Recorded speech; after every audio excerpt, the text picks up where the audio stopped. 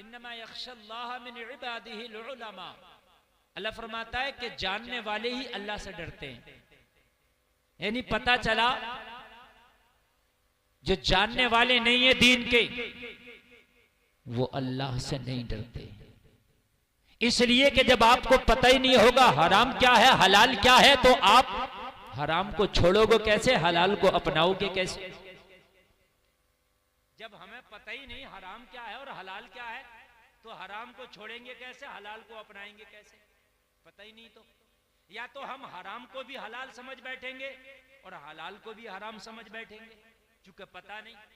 तो हम नहीं डरेंगे अल्लाह से। अल्लाह से वो डरेगा जो जानने वाला होगा, और जो दीन को जितना ज्यादा जानेगा अल्लाह से उतना ही ज्यादा डरेगा। दीन को जितना ज्यादा जानेगा अल्लाह से उतना ही ज्यादा डरेगा। और करें बाप, अब मैं सुनाने लगा हूं, आप सुने। आपने देखा होगा कि किसी ने किसी की जमीन दबा ली और फिर जमीन दबा के भी मुकदमा लड़ रहा है। यानी ये नहीं कहता कि मैंने हाँ जमीन दबाई है मैं गलती पर हूं, उस पर भी मुकदमा लड़ रहा, नहीं मैं सही हूं। ये जिहालत। अगर शायद ये मालूम होता कि हक मारने का मतलब क्या होता है, अगर 1000 साल तक सजदे करूं और मैदान महशर में उठाया जाऊं, तो ये 1000 साल के सजदे भी जन्नत नहीं दिला सकते। ये काम आएंगी ना रोजा काम आएगा, ना तिलावत कुरान काम आएगी। मैदान महशर में ये हक वाले दामन पकड़ के खड़े होंगे, तुझे घसीटा जा रहा होगा अल्लाह की बारगाह में। वो कमजोर कह रहा होगा जिसका तू हक मार के गया होगा, वो खड़ा होगा जिसकी तूने मैन छांटी होगी, वो खड़ा होगा जिसका तूने घर में से जो है हिस्सा नहीं दिया होगा, वो खड़ा होगा जिसका माल मार के गया होगा, वो खड़ा होगा जिसे दुनिया में तूने हाथ से तकलीफ दी होगी, वो खड़ा होगा जिसे ज़बान से तकलीफ दी होगी। या अल्लाह इस पर मेरा हक बनता है। लोगों जरा गौर करो, रब फरमाएगा फरिश्तों इनके हक दिलाओ। अब यहां जमीन काटी है आपने, तो वहां जमीन तो लेके जाएंगे नहीं जो बदले में जमीन दे दें आप। देखो शोर न मचाओ, जिसे नहीं आना है तो वो नहीं आएगा, और जिसे आना है वो रुकेगा नहीं, ठीक है? और सबको पता है कि मैं आ गया और मैं ओरिजिनल बैठा हूं। ऐसा भी नहीं कि कमेटी वाले लोकल को ले आए, ऐसा भी नहीं। तो मैं जब बैठा हूं तो अब जिसे सुनना है वो आएगा। और मेरे अंदर ये चीज है कि आप में से आधे भी लोग चले जाएं तो जितनी मेहनत से और जितना मुझे बोलना, इसलिए कि मैं यहाँ आना था, मैंने वादा किया था, मेरा वादा हो गया। अब मैं अगर कम मेहनत से भी बोलूं तो कोई टेंशन नहीं, मेरा आने का वादा था। अब कैसा बोलना है ये मेरे ऊपर है, लेकिन अल्लाह उसका रसूल जानता है। बोलने का मकसद ये है, इतने मजमे में से अगर 10 लोग भी बात पे अमल कर ले तो जलसे का मकसद हासिल हो गया। आज तकरीर सुने आप, और मैं तकरीर कर रहा हूं। मैं एक बुजुर्ग से किसी ने पूछा कि हुजूर ईमान क्या है, तो कहा अदब का नाम ईमान है। काय का नाम? अदब। कहा हुजूर अदब क्या है? कहा तमाम हुकूक की अदायगी का नाम अदब है। समझ लें भाई, ईमान की डेफिनेशन समझ लें। कहा हुजूर ईमान क्या है? कहा अदब का नाम ईमान है। कहा अदब क्या है? कहा तमाम हुकूक की अदायगी का नाम अदब। आज तकरीर का मौजू बड़ा बेहतर पकड़ लिया मैंने, यकीन करना। हाँ, अब जो मैं बोलना चाहता हूँ इसके ज़िम्न में बहुत सी बातें बोलूंगा। हमारे मेंबर पे आप माशाल्लाह देख रहे हैं, तलबाए कराम, उलमाए कराम तशरीफ रखते हैं। हमारे जामा मस्जिद के इमाम साहब क़िबला हजरत अल्लामा मौलाना मोहम्मद अहमद साहब क़िबला तशरीफ रखते हैं। ये दीगर मेरे दाएं बाजू की तरफ बाएं बाजू की जानिब बैठे, ये सब काबिल कदर है, काबिल तकरीम है। इन सबको मेरी तकरीर सुनने की जरूरत नहीं है, लेकिन इनका यहाँ बैठना बाई से बरकत है और इनको बैठने का भी सवाब मिले। मौजू जो मैं लेकर चल रहा हूँ ना, अल्लाह करे कि मुझे याद रहे। अब अब उधर से शोर मचेगा, इधर से शोर मचेगा, मैं भूल जाऊंगा, क्योंकि तकरीर आज तक मुझसे रटी हुई नहीं हुई। मैं जितनी तकरीरें करता हूँ वो तकरीर मजमे से चिपक के करता हूँ, मजमा मेरी तरफ मुतवज्जे रहता है और मौजू के हवाले से और उसके ताल्लुक से मैटर जहन में आता रहता है, बातें आती रहती है और मैं बोलता हूँ। समझ रहे हैं? हाँ, अब तवज्जो फरमाएं, अब बिल्कुल मोहब्बत से सुनिएगा, और अगर कोई नहीं सुनेगा तो यकीनन अपना बहुत नुकसान करेगा। एक जुमला मोटा सा मैंने आपको बोल दिया अभी कि आप 9 टाइम की नमाजें पढ़ लो, रोज मस्जिद हरम में नमाज पढ़ो, मदीने शरीफ में नमाज पढ़ो, रोज रोजा रखो, पूरे दिन में और पूरी रात में कुरान रोजाना खत्म करो। कितना नेकी का काम है, हक मार के गए हो जन्नत नहीं मिलेगी। अगर कोई पूरी दुनिया का मुफ्ती कह दे तो भाई साहब जो चाहो मुझे सजा दे दो, अगर हक मार के गए हो तो जन्नत नहीं मिलेगी। ये 9 टाइम की नमाज है। तुम कहोगे मौलाना फिर कहां जाएंगी, ये काबे का हज कहां जाएगा, और फिर ये कुरान की तिलावत कहां जाएगी, ये रोजे कहां जाएंगे, क़याम कहां जाएंगे, ये सदक़े कहां जाएंगे, ये अल्लाह अल्लाह कहां जाएगी, तो वो भी सुनो ये कहां जाएगा, ये सुनो कहां जाएगा। मैदान महशर होगा,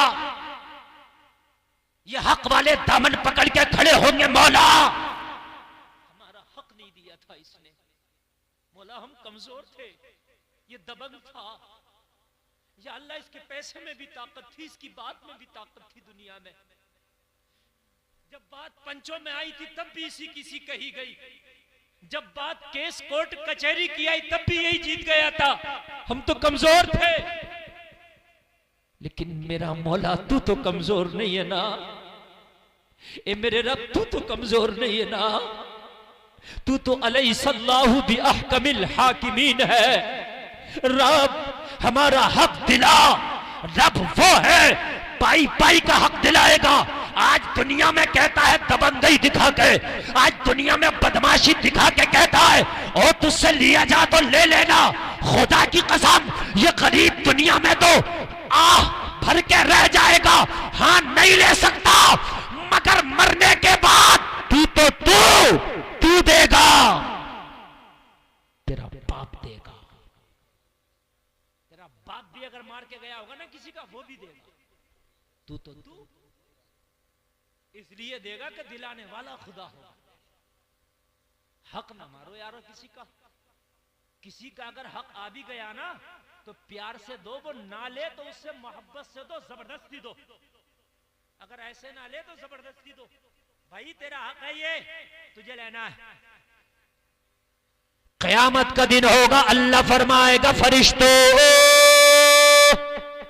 जरा देखो ये किस किस का लेके आया, वो सब तो खड़े हैं ना, कितना लेके आया। अच्छा पूरा बैलेंस, वो शीट बैलेंस उन्होंने फरिश्तों ने तैयार कर रखी होती है, 2 फरिश्ते अल्लाह ने पहले ही मुकर्रर कर दिए कांधे पे, जरा पूरा तैयार तो करो इनका रजिस्टर, कितना करके आया घपला, किसका मार के आया, किसके लेके आया, तो पूरी चार्जशीट यहाँ तैयार हो गई है और मैदान महशर में बस पेश की जाएगी। तैयार तो यहाँ हो रही है, ये तो तैयार हो रही है, तो वहां नहीं होगी तैयार, आपका जो वहां हो ना सिर्फ हो गई, वहां सिर्फ पेश करना, बिल पेश किया जाएगा। मौला ये इतना अल्लाह फरमाएगा अब इनका दिलाओ फरिश्तों दो, तो ये जमीन किसी की मार के गया तो वहां जमीन तो लेके नहीं जाएगा, पैसा मार के गया तो पैसा तो लेके नहीं जाएगा, फिर क्या देना है।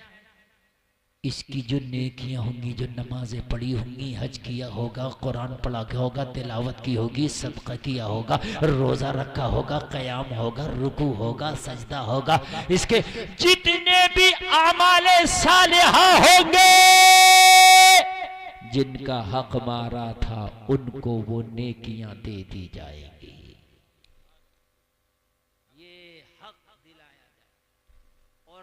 इस जलसे में बैठने वालों, अगर तुम्हारा हक किसी ने मार लिया और उसने नहीं दिया है तो ज्यादा गमगीन ना होना, वो मिलेगा जरूर, लेकिन ऐसी जगह मिलेगा जहां तुम्हें ज्यादा जरूरत होगी। महशर में जरूरत यहां से ज्यादा होगी, यहां इतनी जरूरत नहीं है मेरे भाई जितनी वहां होगी। यहाँ की तो 50, 60, 70, 80 साल जिंदगी यार गुजरी जाएगी, लेकिन खुदा की कसम वहां तो जिंदगी का कोई लिमिट और सीमा ही नहीं, तो वहां बड़ी जरूरत, वहां मिलेगा। फरिश्ते अर्ज करेंगे मौला जितनी नेकियां थी सब दे दी, कर्जा अब भी रह गया। बहुत से है ना बड़े बड़े अक्लमंद बनते हैं, बहुत ज्यादा अक्लमंद और लोगों को बेवकूफ बनाते हैं, लोगों से ऐंठते हैं, लोगों से लेते हैं, बेवकूफ बनाकर यहां ले लिया। लेकिन अल्लाह को थोड़ी ना बेवकूफ बना सकता है, वहां देना पड़ेगा। अल्लाह की बारगाह में अर्ज करेंगे, मौला नेकियां सब खत्म हो गई, बांट दी, मगर कर्जा अब भी रह गया, अब क्या करें? अल्लाह फरमाएगा कि जिन जिन का कर्जा है अब उनके गुनाह इसके कांधों पे डाल दो। जिन जिन का कर्जा था उनके गुनाह इसके काहे पे डाल दो, जोर से बोलो, कांधे पे डाल दो। तो यहां से जो नेकियां लेके गया वो तो दे दी उनको जिनका लिया था, लेकिन उनके गुनाह भी आ गए, उनके गुनाह भी आ गए। ये जो हम चुगली करते हैं ना, गीबत जो करते हैं दूसरे की पीठ पीछे, ये भी कर्ज वाला गुनाह है। मरने के बाद ये चुगली का भी बदला मैदान महशर में इसे देना पड़ेगा। ये भी बड़ा खतरनाक मसला मेरे भाइयों, और गुनाहे कबीरा है चुगली। इसे हम हल्का समझते हैं, हल्का नहीं। नबी फरमाते मरे हुए भाई के गोश्त खाने की तरह है चुगली करना। और चुगली करने वाला कितने भी सजदे कर ले, तौबा कर ले, गिड़गिड़ा ले, चुगली का गुनाह माफ नहीं होगा तब तक कि उससे माफ ना करा ले जिसकी चुगली की है। अब किस किस की चुगली की है याद भी नहीं होगा, तो क्यों ना कि हम चुगली करना ही छोड़ दें। अरे मेरे भाइयों याद भी नहीं होगा ना हमें, तो क्यों नहीं कि हम चुगली करना ही छोड़ दें। बात है कि नहीं? मेरी बात समझ में आ रही है कि नहीं आ रही है? बड़ा गुनाह है, गुनाह कबीरा है चुगली, छोटा गुनाह नहीं है। और ये हुकूकुल इबाद है, दूसरे का हक है। जिसको बुरा कह रहे हो ये उसका हक है। अब मैदान महशर में वो तुमसे राजी होगा तो तुम्हारी नेकियां ले लेगा। बड़ा सख्त मसला है चुगली का। हुकूक को समझो। कहते हैं हम भाई इन पढ़े लिखे से तो हम ही अच्छे। तुम अच्छे कहां से हो? तुम्हें कैसे पता कि तुम अच्छे हो? सर्दी में इस्तंजा कैसे होगा तुम्हें नहीं पता, गर्मी में इस्तंजा कैसे होगा तुम्हें नहीं पता, तुम्हें सिर्फ पाकी नापाकी का नहीं पता, तुम कहते हो हम अच्छे हैं। कैसे अच्छे हैं? अगर तुम्हें पाकी नापाकी का नहीं पता तो तुम नापाक रहोगे, पाक भी नहीं हो सकते, अच्छे कैसे हो? खाली जबान से तो यजीद भी कहता था हम अच्छे हैं, फिरौन भी कहता था हम अच्छे हैं, शद्दाद भी कहता था हम अच्छे हैं, मगर अच्छे वो हैं जिसे अल्लाह कहता है कि ये अच्छे हैं। अच्छे वो हैं जिसे अल्लाह कहता है। बात समझ रहे हैं आप? आपने सुना होगा, मैं वाकया नहीं सुनाऊंगा मगर इशारा करूंगा। कारी साहब तवज्जो फरमाएं, आप लोग मुकम्मल तवज्जो करें आज, क्योंकि मेरा मौजू खुशक है ये। और खुशक मौजू में जो है ना, बड़ा दिल वाला ही बंदा रुकता, कलेजा वाला ही रुकता है। प्यारे मदीने वाले आका का जलसा है, यहाँ भी अदब बड़ा जरूरी है। कोशिश किया करें कि जब जलसे में आया करें ना तो कोई भी लग़्व बात ना किया करें, उल्टे सीधे ना बैठा करें, सर ढांक के बैठा करें और फिर सुना करें। हो सकता है कि तेरे नबी को तेरी यही अदा पसंद आ जाए और नबी को तेरा कुछ तो पसंद आ जाए जिंदगी में। यार बड़ी बात है, अगर नबी को तेरी जिंदगी का कुछ भी पसंद आ गया तो वो कुछ ही तुझे बख्शवाने के काम आ जाएगा, कुछ भी अगर पसंद आ गया।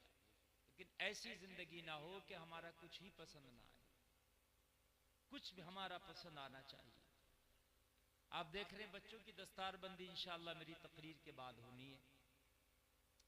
जो इस मदरसे में मेहनतें हुई हैं, जो हमारे कारी अमानत मौलाना मुफ्ती अमानतुल हक साहब क़िबला ने मेहनतें की हैं, वो मेहनतें आपकी निगाहों के सामने आएंगी। जो इस मदरसे के दूसरे मुदर्रिसीन ने, ये कमेटी वालों ने, बस्ती वालों ने इस मदरसे के साथ मेहनतें की हैं, उसका फल उन बच्चों के शक्ल में आपके सामने आएगा कि जिनके सरों पर दस्तार रखी जाएगी।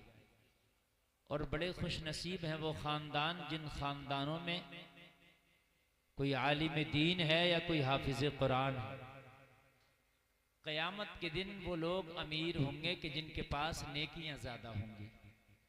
क़यामत के दिन वो लोग गरीब होंगे कि जिनके पास नेकियां कम होंगी। जलसे में आने वालों, उन लोगों से अपने राब्ते मजबूत कर लो कि क़यामत में जिनके पास नेकियों का जखीरा होगा।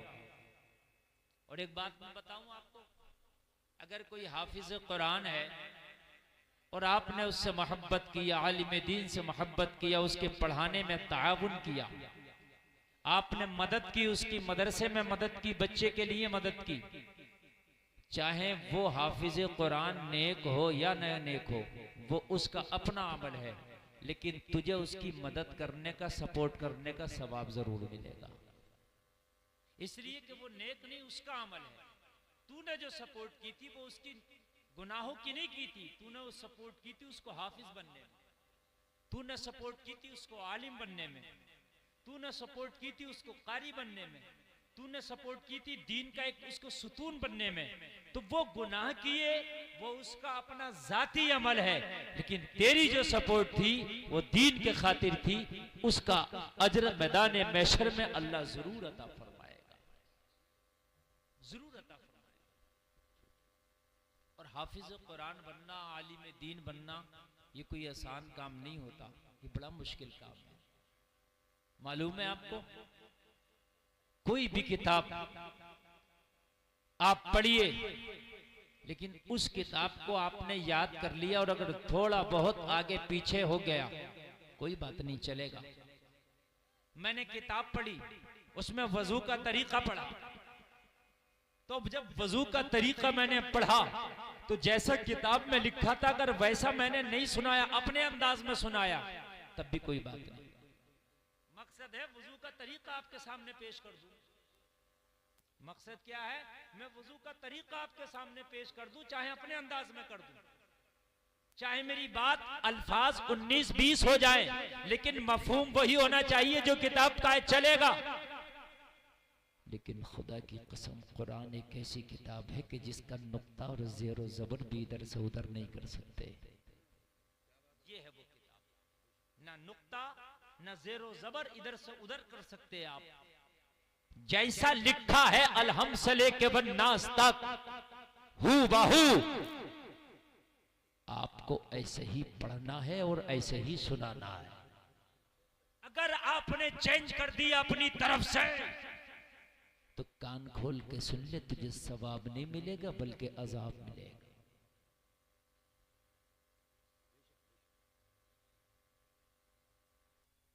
जो लोग रोड पे खड़े हैं वो भी अंदर आ जाए। अच्छा, आवाज बढ़ा दें, अगर आप थोड़ा सा बढ़ सके तो इसका वापसी बढ़ाइए। बाद में क्यों कम कर दिए? कुछ हो गया क्या? फिर क्यों कम करा दोगे?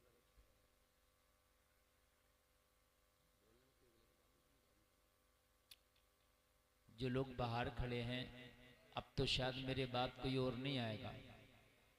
अब मैं आखिरी कड़ी हूं, और अगर आ जाए ना तो बड़ा अच्छा लगेगा, और शायद तुम्हारे आने पे तुम्हारे नबी को भी तुम्हारे ऊपर प्यार आएगा, इसलिए कि तुम अपने घरों से नियत करके आए हो कि जलसा सुनेंगे, और आप यहाँ रोड पर बैठ के गुजार दो, तो गोया कि तुमने अपनी नियत को भी धोखा दिया। इसलिए कि नियत जब कर ली है जलसा सुनने की, तो नियत के मुताबिक काम भी होना चाहिए। देखो बच्चों, बेटा अब तुम्हारा बस उठने का नंबर है बेटा, आखिर हो गई। अब अगर तुमने शोर मचाया तो मैं यहाँ से उठवा दूँ। खामोशी से बैठे रहो, और अगर बोलना है तो चुपके से उधर चले जाना। मेरी तकरीर शुरू हो रही है, बिल्कुल बिना तकल्लुफ मैं तकरीर शुरू करने जा रहा हूँ, और इंशाअल्लाह मैं कोशिश करूंगा कि मैं कुछ ऐसी बातें बता करके जाऊं। मेरा मकसद ये नहीं होता कि मैं जलसे में आऊं और साहब ये कह के चले जाऊं, भाई मुफ्ती गुलफाम आए थे हमारे जलसे में, भाई जलसा कामयाब गए। नहीं, मकसद ये है कि कुछ ऐसी बातें बताऊं जो तुम्हें जमीन के ऊपर भी काम आए, जमीन के नीचे भी काम आए। कुछ ऐसी बातें बताऊं जो इतनी सर्दी में आप यहाँ आए हो, इतनी सर्दी में, तो कम से कम वो बातें आप सुनकर ये सर्दी में बैठना, ये तकलीफ भूल जाएं उन बातों की चाशनी के सामने। कम से कम वो बातें मैं बताने की कोशिश करूंगा, लेकिन कब? जब माहौल बनाएंगे, जब आप इन बच्चों को बिल्कुल खामोश रखेंगे। अब अल्लाह सलामत रखे, आपका माहौल बन गया, अब आप सुनते रहे। मैं जो अर्ज करने चला हूं, अल्लाह फरमाता हमने इल्म वालों को दर्जों बुलंद किया है। इल्म वालों, जानने वालों को। एक जगह अल्लाह फरमाता इन्नमा यख्शल्लाह मिन इबादिहिल उलमा, अल्लाह फरमाता है कि जानने वाले ही अल्लाह से डरते हैं। यानी पता चला जो जानने वाले नहीं है दीन के, वो अल्लाह से नहीं डरते। इसलिए कि जब आपको पता ही नहीं होगा हराम क्या है हलाल क्या है, तो आप हराम को छोड़ोगे कैसे, हलाल को अपनाओगे कैसे? जब हमें पता ही नहीं हराम क्या है और हलाल क्या है, तो हराम को छोड़ेंगे कैसे, हलाल को अपनाएंगे कैसे? पता ही नहीं। तो या तो हम हराम को भी हलाल समझ बैठेंगे और हलाल को भी हराम समझ बैठेंगे, क्योंकि पता नहीं। तो हम नहीं डरेंगे अल्लाह से। अल्लाह से वो डरेगा जो जानने वाला होगा, और जो दीन को जितना ज्यादा जानेगा अल्लाह से उतना ही ज्यादा डरेगा। दीन को जितना ज्यादा जानेगा अल्लाह से उतना ही ज्यादा डरेगा।